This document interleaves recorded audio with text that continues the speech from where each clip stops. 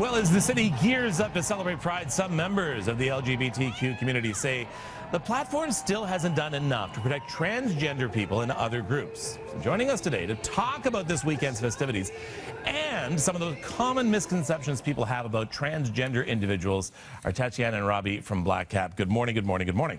Good morning. So let's talk a little bit. There's a new program as well that the city is helping to kick off right now, reaching out to transgender youth and adults, but also reaching out to those for more understanding.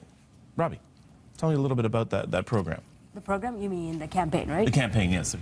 Yes, so the City of Toronto, in partnership with Black Cap, the Black Coalition for AIDS Prevention, have done a campaign with Toronto for All. It's the 4th installment of the campaign, and this time they're focusing on trans youth of color.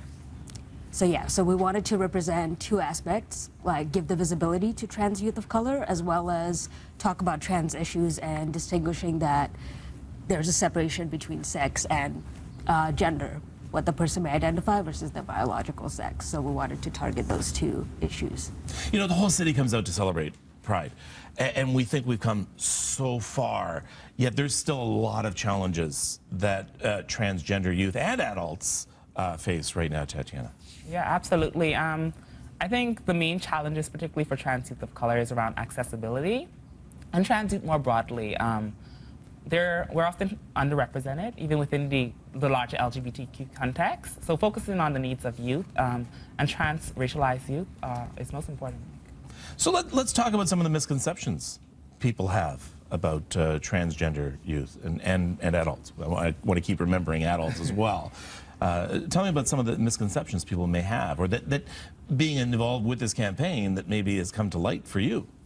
I think one of the first reasons that we're focusing on trans youth of color is because when we think about the broader LGBTQ community, we think of very specific demographic during Pride, and we don't think about the transgender community or the racialized community, or they're not as visible in the posters of Pride, and that's why we want to kind of give that visibility. So that's one of the misconceptions, is who's part of the community, right?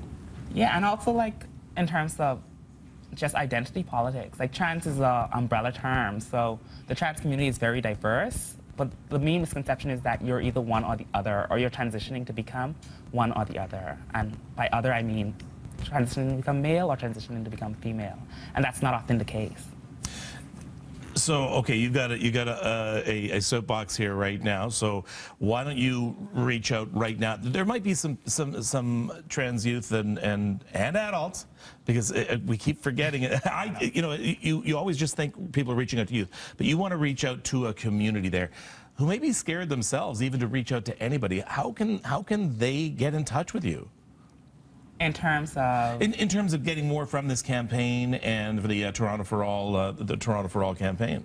So just to be clear, the campaign focuses on youth because the youth demographic is the most at risk. And we focused on racialized trans youth because they experience the most marginalization within the larger trans community context. Let's expand on that. Let's expand on that at risk. Okay. Tell me about at risk. So violence against trans people is very common.